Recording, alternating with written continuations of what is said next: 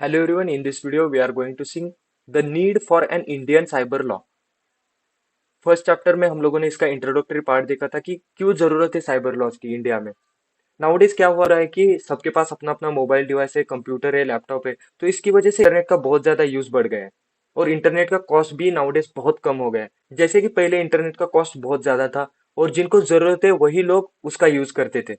Nowadays क्या हो रहा है कि इंटरनेट का कॉस्ट बहुत कम हो गया है और किसी को भी इंटरनेट का एक्सेस मिल गया है, तो कोई भी जो सर्च करना है, जो इंफॉर्मेशन चाहिए, जो रिलेटेड वीडियो चाहिए, सब हम लोग इंटरनेट पे सर्च कर सकते हैं और कंज्यूम कर सकते हैं। सो इसकी वजह से क्या हो गया है कि बहुत सारे फायदे भी हो रहे हैं, जैसे कि ई बिजनेस हो रहा है, ई कॉमर्स हो रहा है, ई गवर्नेंस हो रहा है। तो इनके फायदे भी हो रहे हैं इंटरनेट सस्ता होने के, या फिर जो डिवाइसेस है, साइबर डिवाइसेस है, वो बढ़ने के बहुत सारे फायदे भी हो गए। बट इनके नुकसान भी बहुत ज्यादा है, क्योंकि क्या होता है कि लोगों में अवेयरनेस नहीं होता, डिवाइसेस हैंडल करने की नॉलेज नहीं होती और सेंसिटिव डेटा लीक होने के चांसेस होते हैं। तो इसकी वजह से बहुत सारे क्राइम्स भी परफॉर्म होते हैं। जैसे कि यहाँ मेंशन किया गया है, देखो, the number of internet users on the rise, the need of cyber laws and their application also gathered great momentum.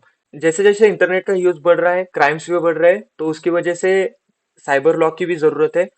तो उसके रीजंस एज फॉलोज है। फर्स्ट इज इंक्रीज्ड यूजर, जैसे मैंने बोला कि इंटरनेट के यूजर्स बढ़ गए हैं, डिवाइसेस बढ़ गई है और लोगों में अवेयरनेस नहीं है, सो साइबर लॉ की जरूरत है। Next is cashless transaction.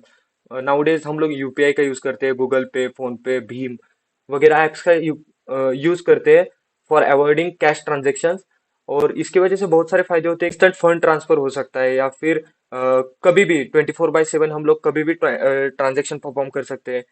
इसमें कैश की कैरिंग की जरूरत नहीं होती। हम लोग, अगर आपके पास एक इलेक्ट्रॉनिक डिवाइस है तो आप उससे फंड ट्रांसफर कर सकते हो।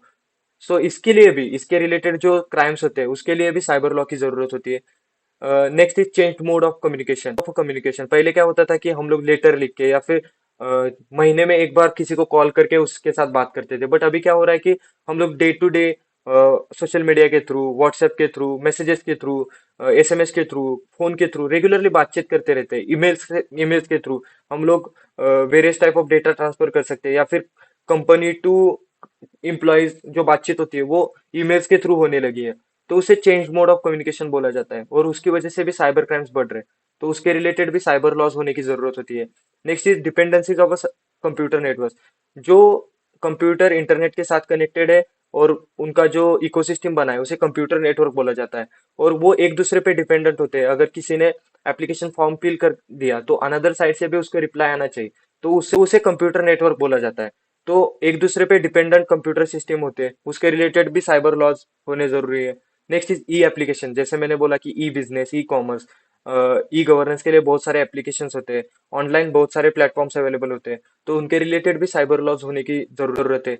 और बहुत सारे डिजिटल डॉक्यूमेंट्स होते हैं, या फिर ईडीआई, इलेक्ट्रॉनिक डेटा इंटरचेंज के फाइल्स होते हैं, उनको डिजिटली सिग्नेचर किया जाता है। जैसे कि हम लोग गवर्नमेंट का कोई डॉक्यूमेंट देखते हैं तो उसके नीचे ग्रीन कलर में ऐसा टिक दिया जाता है और उसके नीचे लिखा जाता है कि डिजिटल सिग्नेचर्ड बाय।